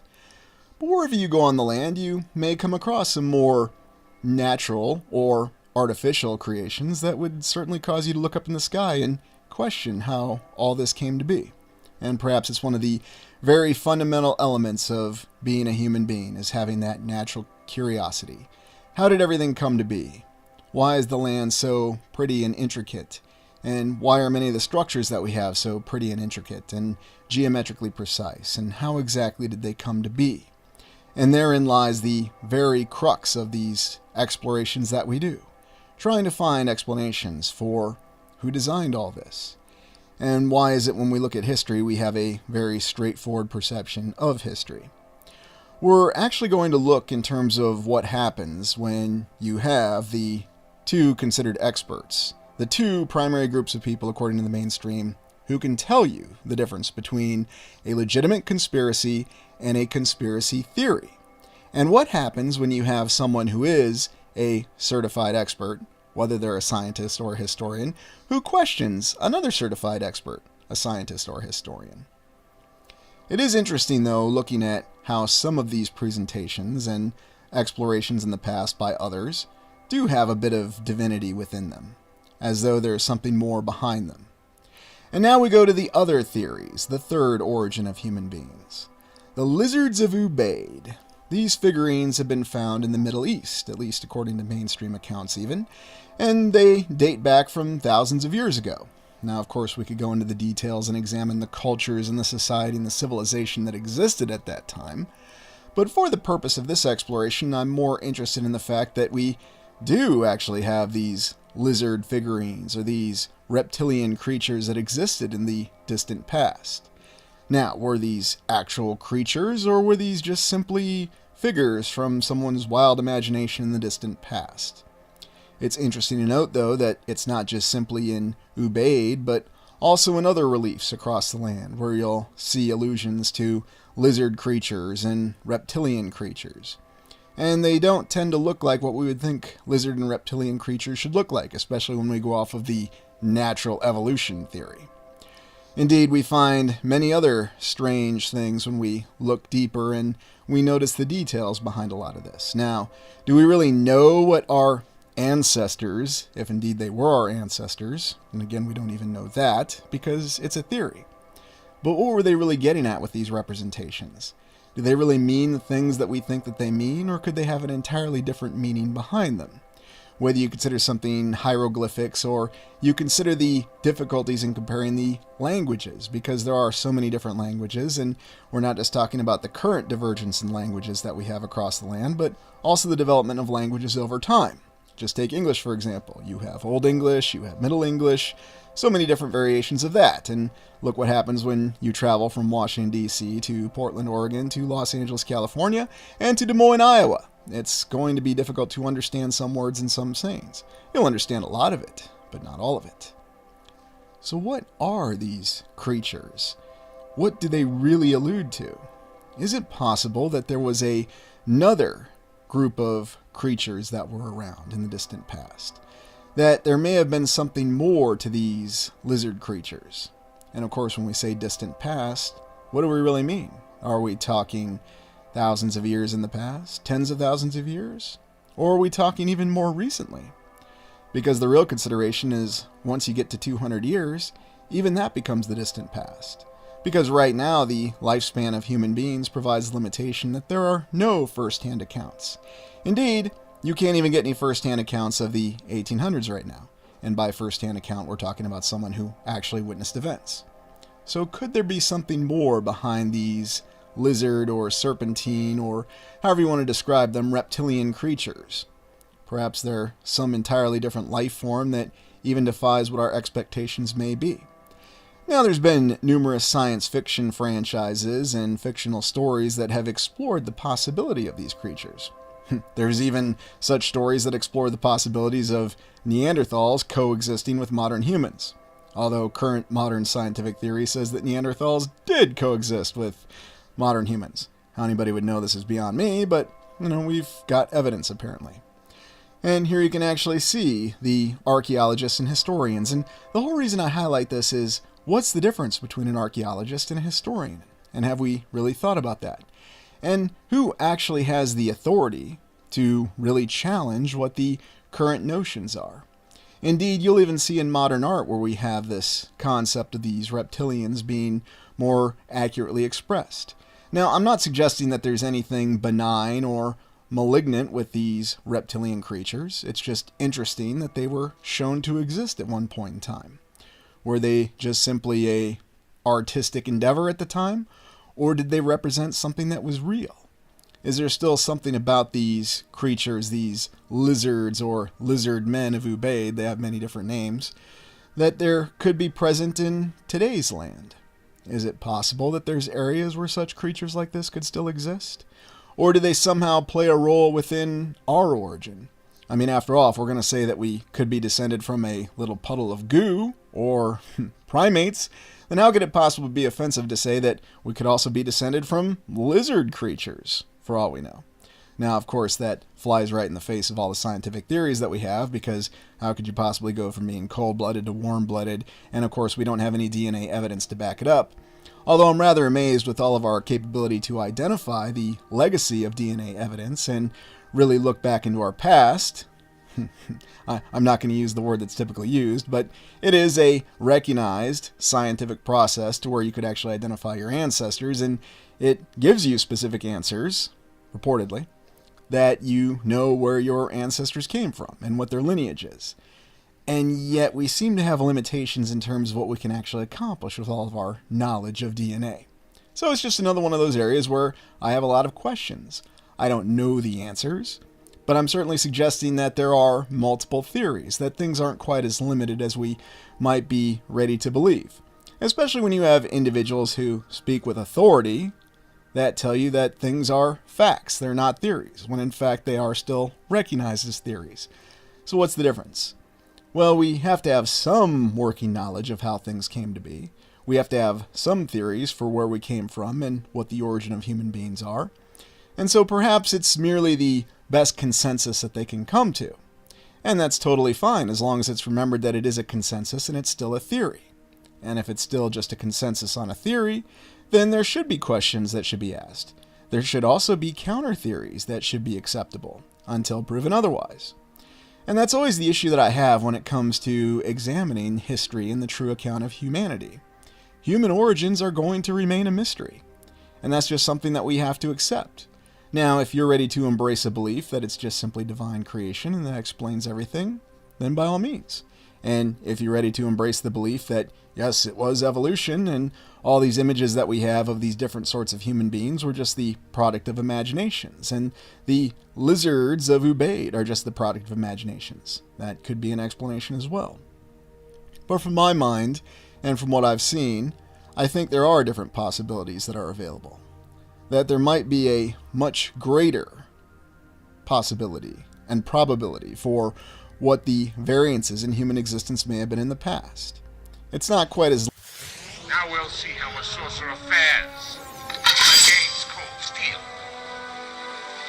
Welcome, channel members, to this Controlled Minds exploration. Now, after the recent video concerning the mapping of the land, or actually the age of exploration or discovery, there's many different names for it, one of the individuals that I referred to was Eratosthenes. Now, what is Eratosthenes? Aristophanes? Yes, there's many ways to pronounce this name. What does he have to do with controlled minds? Well, you might have noticed if you read the comments from that particular video, the Age of Discovery, that there were a lot of people who seemed to think that because I was referring to Eratosthenes, I do it all the time myself. Thank you, Dr. Peter Weller, by the way, I might add. It's because of the fact that when you refer to this individual and their particular working theory, that you are embracing the round earth concept. And no doubt you've noticed that there are many people who seem to simply go off and are more concerned about what you actually think about something than really evaluating objective information and coming to their own conclusions. Now, there's no doubt this seems to be a way that our society operates and functions, but what's interesting about the situation with Eratosthenes is the fact that he's one of the individuals that is used to display that the Greeks knew that the earth was round or spherical or whatever we want to say it. If you're calculating the circumference of the earth, then you are assuming that it is spherical, although some will argue that no, he was just saying that it was round. So which is it? Is it a word game? Are we just playing games with beliefs? What I find fascinating, though, is if you actually look up the Cosmos section where Carl Sagan waxed quite profusely about Eratosthenes, one of the things that Carl Sagan said in his very particular manner of speech is that an Eratosthenes proved the circumference of the earth to within 2%. This is right. Yes, just the way he says that. This is right. Carl Sagan, an individual who knew all about space. An individual who knew all about space without ever having gone to space. Much like in the same way that Mary Beard knew all about Rome without ever having lived in Rome, or even been within several generations of the actual existence of Rome. Either variation of Rome to include the Eastern Roman Empire, or the Byzantine Empire as we call it. In any event, a lot of people seem to completely overlook the fact that the whole reason that I highlighted Eratosthenes is that we're actually informed by the mainstream, no less, and they even get it right here in Wikipedia, and academia backs this up as well, that all of his books were destroyed. All of his works were destroyed when the library in Alexandria was destroyed. By the way, there's also multiple accounts of the library in Alexandria being destroyed. It was burned down by Caesar. It was burned down by Aurelian. Yes, the restorer of the world inadvertently burned down the library in Alexandria when he recaptured it from Zenobia. That's what official history tells us. And yet, then they also refer to his first book was something of an introduction and gave a review of his predecessors. His second book contains his calculation of the circumference of the earth, and this is where the experiment comes from. His third book of geography contained political geography. We get a list of his achievements, and number theory and the other wondrous things he did. However, then it says here, there are no documents left of his work after the destruction of the Library of Alexandria. So wait a minute. If they're saying that, then how can we refer to all these incredible works and achievements, these books? How do we know about them? Were these from his contemporaries who survived? Or as I joked in the video, which again many people seem to miss or overlook, was he sort of like the One-Eyed Willie story? If he killed all of his followers, how did the story get out? Well, if all of his works were burned down, how did anybody know about this second book that has his calculation for the circumference of the spherical Earth. Well, somebody must have knew about it, and one of his friends must have passed it on to us. And it's funny, this book would now be considered a text on mathematical geography. Except this book doesn't exist because, again, the mainstream says that they burned it down. So does it even matter whether the land is flat, whether it's round, whether it's spherical, or something else? Or are we just falling into the habit of having the very definition of the controlled mind? And one of the things I like to toy around with in many of my videos, if not all of them, is how minds are controlled. Minds are controlled through preconceived notions, minds are controlled through pronunciations, but perhaps the most accurate way to describe how minds are controlled is through the infuriating nature of righteousness. Now, you might be thinking, well, does that have a religious application? Oh no. Carl Sagan oftentimes uses the concept of the infuriating nature of righteousness. The example of him using it is when he very smugly says, "This is right," after he talks about Eratosthenes. Think about going to a planetarium. And I bring up the example of the planetarium because just imagine, how would we have any way of knowing that we're not in some sort of giant planetarium? If you had no concept of what a planetarium was, and there was a really large one, like take the film The Truman Show, where they had that incredibly large dome that could be seen from space. And if you lived your whole life in that planetarium, or if you lived your whole life under a dome, like Logan in the film Logan's Run, how would you have any way of knowing what reality is? Reality would simply be what other people tell you it is. And then you embrace the mentality of the infuriating nature of righteousness. You've been told this, you repeat it, and it must be true. And when someone contravenes that or tries to go against what you've been told, then what do? You fanatically attack them. You attack them with insults, you deride them, you tell them they're stupid, every other insult you can come up with. Oftentimes you question their sanity. You also say that they have some sort of mental or psychological aberration within their mind. Whatever they're saying, it does not match what you believe. It doesn't matter whether you've actually been on the outside of the planetarium and you've actually seen it, if you're following me now. All that matters is that you have a belief, you have the infuriating nature of righteousness. You don't have to go to space to know that space exists. You don't have to actually go all the way to the sun and touch the sun to know how far it is from the Earth. Someone else told you, someone else figured it out, you repeat it, and that's how things work. Mary Beard did a great study on Rome. She didn't have to be there. She's a brilliant academician, and she is very well written and well spoken. And for that matter, so is Carl Sagan. He doesn't have to go to space. He's just that incredibly smart. And you are crazy if you don't believe him. At least, that's what many would like us to think. Now on that note, let's take a look at the Adler Planetarium, and this is something we haven't explored yet, although I recall looking at it in a few distant past live streams. So it's considered a public museum in Chicago, dedicated to astronomy and astrophysics. So they probably have a statue of Carl somewhere around there, but in any event, it was founded in 1930 by local businessman Max Adler in Chicago, and strangely enough, it's not too far from where the Chicago World's Fair was. Founded, built in 1930, and here we have an original photo from around that time frame, although who knows about the veracity of it. The structure is rather intriguing in and of itself, and I have not assessed this in person, so I can't tell you if this is a genuine 5th era or 4th era structure. I'm not ready to make that proclamation, but it does have the usual signs. They've got a plaque on it, and it's also close to the Museum of Science and Industry, pictured right here. But it's really hard to tell what its actual construction is. Regardless, it is a well-known planetarium, and it does have some interesting architectural touches on the inside of it. So I could see it going both ways, but for me, the real definitive way to ascertain what the nature of the structure is to actually be there in person and interface with it. You know, knock on it like I usually do and get an idea of the structure and the strength of materials. In my experience, that's one of the best way to get an idea of an old world building. Now, could I be wrong? Absolutely. And I'm willing to admit I'm wrong. And I'm sure many of you are probably rightfully saying, well, Aurelian, Carl Sagan never went to space, and Mary Beard was never in Rome, and you were never in the 4th era civilization. And you know what I say to that? You are absolutely and completely correct. That's why I always say, I don't know. Yes, it is a lot of theories and speculation, but if the past has been intentionally obscured from us, which we all suspect, then what else do we have?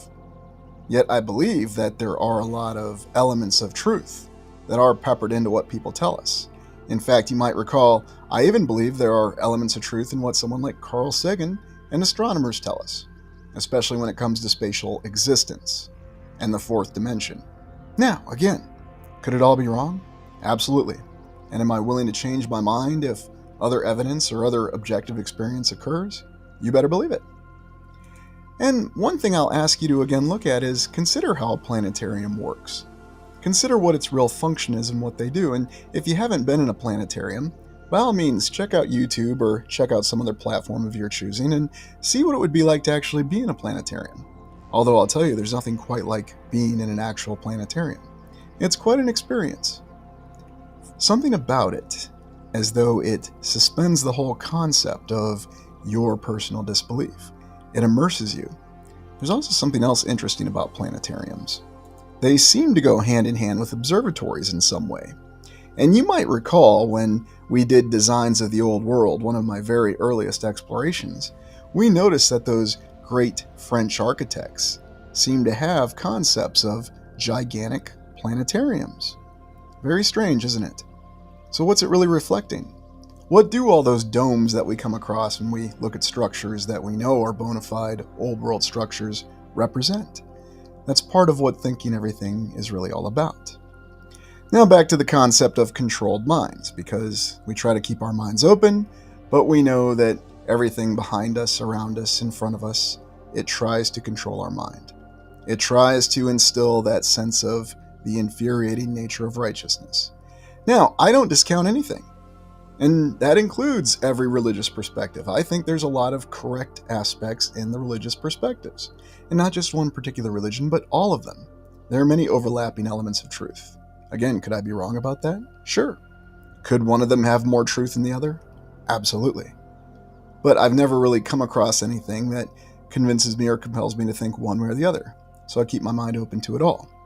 On that note, take a look at this particular image here, where we have what is supposed to be, and it says it right here, this animation features actual satellite images of the far side of the moon, illuminated by the sun as it crosses between the Discover spacecraft's Earth polychromatic imaging camera and telescope, and the Earth 1 million miles away. So based on what I'm seeing here, we are on the far side of the moon and we're looking back at the Earth. Okay, interesting image, and I'm not going to tell you what to make of these images.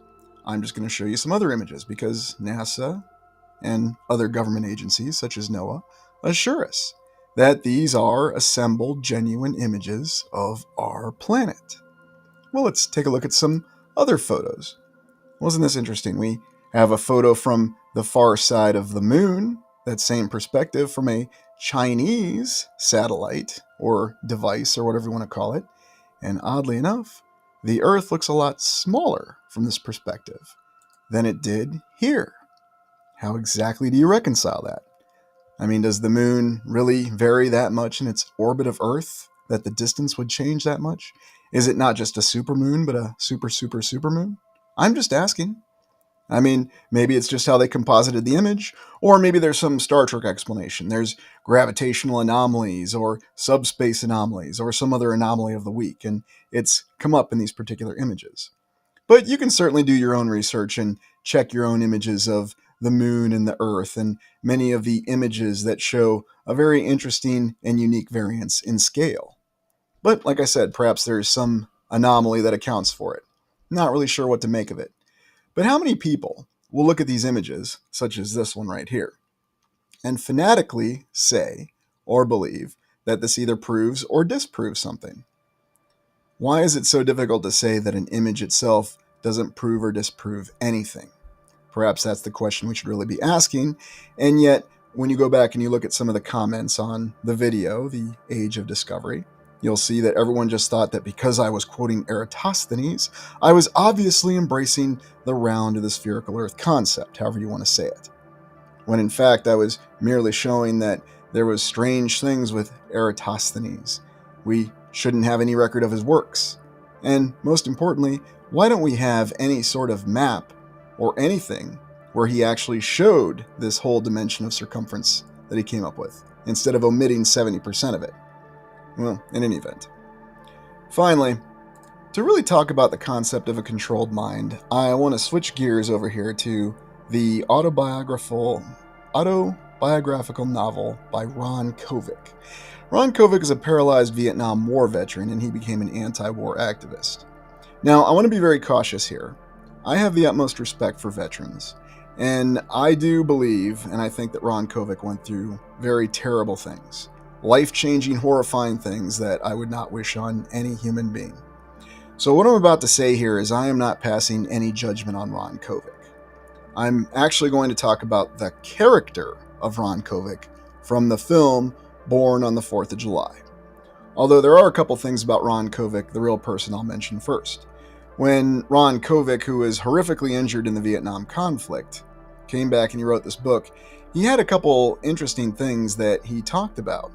And there's even an interview with the actual real-life Ron Kovic that you can watch, where he confesses that the first person he killed in the Vietnam War was a fellow U.S. Marine, and then some Vietnamese children, or Vietnamese family. I don't remember exactly how he said it, but in any event, so he's confessing right there to 2 war crimes.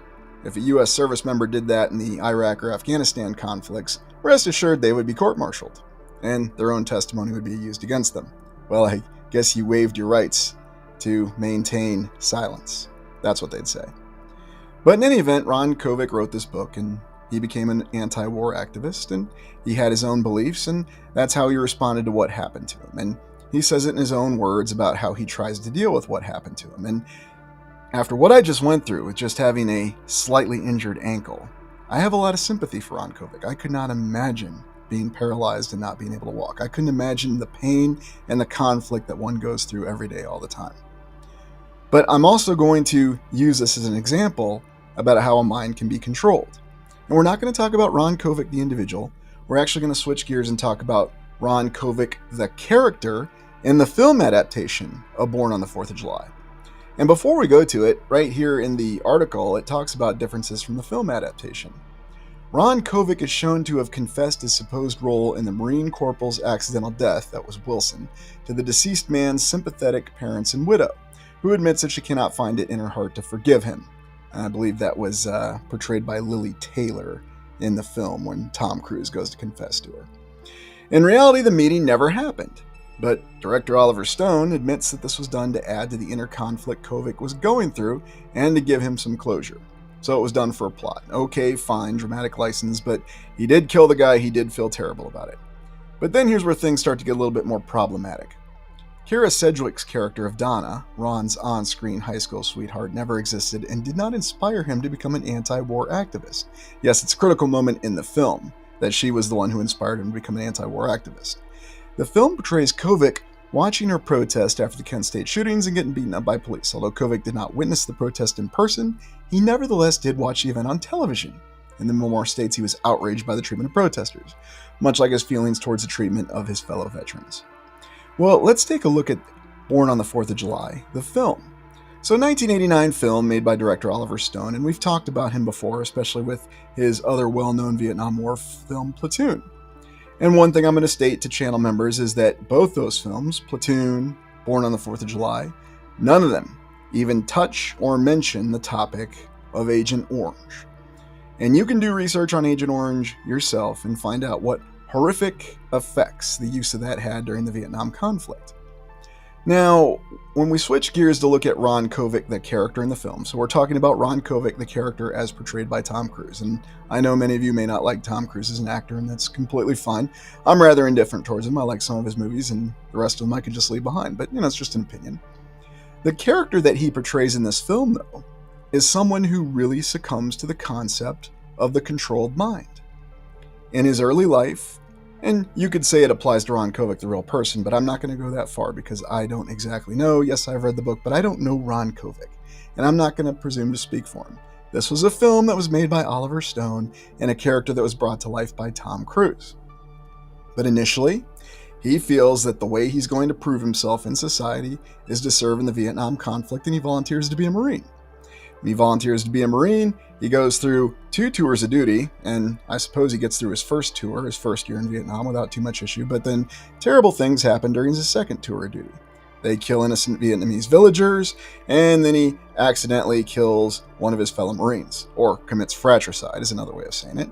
He tries to confess to his commanding officer. His commanding officer blows him off and says it didn't happen. And then a few days later, or shortly after that, he's horrifically injured in a firefight where he is paralyzed for the rest of his life. And then in the film, we see how he endures horrifying conditions in the Bronx Veterans Hospital. And again, a recurring theme with the United States is how its veterans tend to suffer no matter which conflict it is, and they tend to be ignored and forgotten.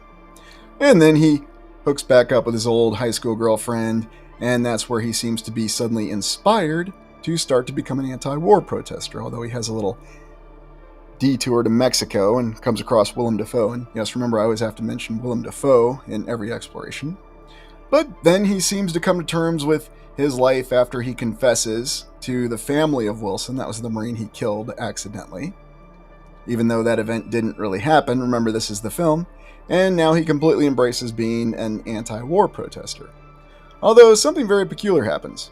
So, in the film, the character of Ron Kovic goes to a particular national convention, one of the political parties. There's only 2 in the United States, and you can guess which one. And he protests against it. And then at the very end of the film, in 1976, he then goes to the proper political party, or at least the political party he now supports, and he goes to speak and make his point. And of course, this is the same political party that Oliver Stone supports. What am I really getting at here? Well, this character in this film, who fought in Vietnam, did so at the behest of that same political party, which in the mid-1960s controlled the presidency and had a supermajority in the United States Congress. In other words, even though they had the president, they could pass any legislation that they wanted. And they did. And by the way, some of the legislation that they passed that's pertinent to this channel is all the focus on urban renewal that occurred in the 1960s. Although they had a much more euphemistic name for it, that was the term that was used. And oddly enough, it was policy they managed to get across. Now, do I think it would have been different if the other party was ostensibly in power? No, absolutely not. The same thing would have happened. It just would have been under different names for different reasons, but the same effect would have occurred. Back to Kovic, the character. What we see happen here is he seems to completely forget that that party was in power when he went through his worst experiences. This conflict that he came to condemn, and even talks about how President Kennedy's speech, he believed it. Ask not what you can do for your country, ask not what your country can do for you, but what you can do for your country. And he bought all that up. He says he did. That's what the character said in the film. But then suddenly the character doesn't seem to care that that same political party was the political party that was in power, that sent him to that conflict, and then also would have been responsible for leaving the veterans' hospitals in that condition. He becomes a real American, and he blames all his issues on another party, and he embraces a political party. And oddly enough, that's really the very concept of the controlled mind. Most people don't seem to realize that both political parties are responsible for neglecting veterans. Both political parties are responsible for every conflict the United States has been in or hasn't. And really, you could say that for any nation, because both political parties are in power in the United States. They always say it's bicameral. But isn't it odd that the external concept of bicameral denies the internal concept of the bicameral mind? And if you remember that discussion, the bicameral mind was having the inner self, the inner dialogue. And it's those that have the inner dialogue are the people who do not have the controlled minds. They're the ones who actually get to decide for themselves individually what they want. Now in the film, if Kovic had decided for himself what he wanted to do from the start of his life, which would be very difficult for any person to do. I certainly didn't achieve it, and I don't really know anybody who does. You go through experiences, you see things that happen. You have that inner monologue. You learn and you develop. Some people have the ability to become true individuals, and others simply default back to the concept of the controlled mind. Now again, not speaking for Ron Kovic, the real person, but talking about Ron Kovic, the character in Born on the 4th of July. I know I'm in some very controversial territory, but it all goes back to how people go to certain beliefs and default to the concept of the infuriating nature of righteousness. But what are your thoughts on the controlled mind? Let me know in the comments. Thank you for joining me.